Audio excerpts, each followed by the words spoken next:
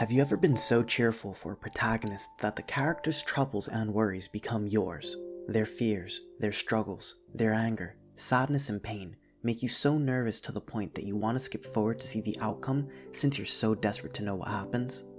Well, Anthem of the Heart will do that to you, and it did that for me. This isn't my sales pitch, just an emotional statement I had to get across since I really felt like this one. As per usual, before I continue, I'm a lousy low-life YouTuber trying my best to get some, content for you out there. And if you think you like my content, try supporting me by giving me a like or even subscribing. It's absolutely free, and you can always undo it later if you don't like my content. Now, to provide some important contextual information, let me inform you of the story's plot. A young girl by the name of Naruse is known to be a youthful ball of joy whose curiosity and excitement gets the better of her imagination. However, with this great deal of curiosity she bears inside, she eventually discovers a secret she was never have meant to unveil, but being a naive child, she accidentally destroys the relationships around her with no one to blame but herself. Or so everyone made her believe.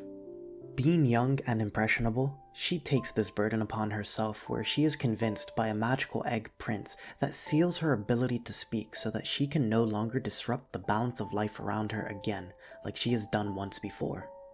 But this all changes when she's forced to sing in a musical for her high school, and much to her surprise she finds herself able to express her repressed feelings and thoughts through music. The main plot is focused around Naruse and her chosen peers who are selected at random to lead and organize the musical. The peers surrounded by Naruse are a baseball captain by the name of Tasaki and two other students, Sakagami and Mito. I normally have a complaint about character development due to the lack of screen time within a film, but that wasn't an issue here. Within the 1 hour and 59 minutes, all the characters were fleshed out well enough to be considered dynamic and full. The dramatic conflict is played out pretty well, tension rising between multiple characters and even spiking a more concerning issue of regret. The regret of saying something so hateful and full of spite that even if you didn't mean it, those words can never be taken back, truly stabbing your foe through the heart with your very sharp tongue.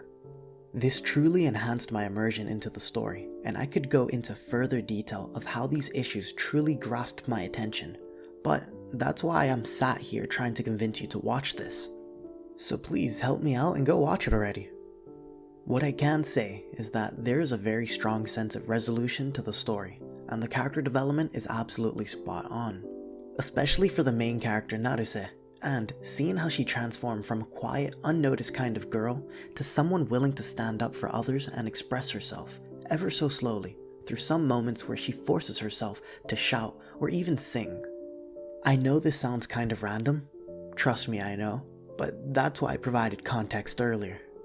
When I loaded up the film and saw that it was provided by A1 Pictures, the ones who brought us Your Lie in April, Anohana, Aud no Zero, I knew I was in for an emotional journey that was well executed. However, one surprise that really caught me the most, which isn't a negative at all, but definitely isn't a positive either, was the art style.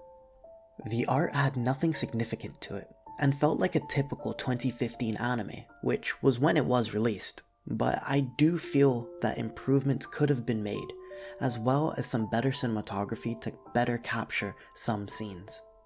Although this is not a problem, just a wishful criticism. But to finish this on a high note, the music is definitely where this anime shines.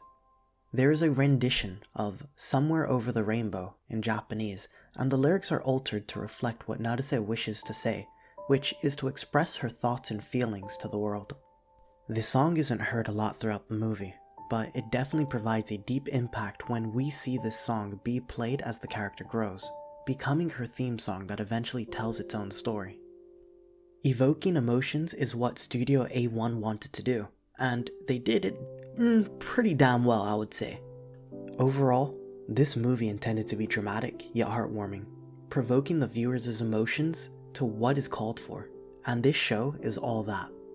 A beautiful piece of entertainment that will leave you walking away, wondering how can you better yourself to those around you. Respect those that put the time to support your journey and be careful what you say.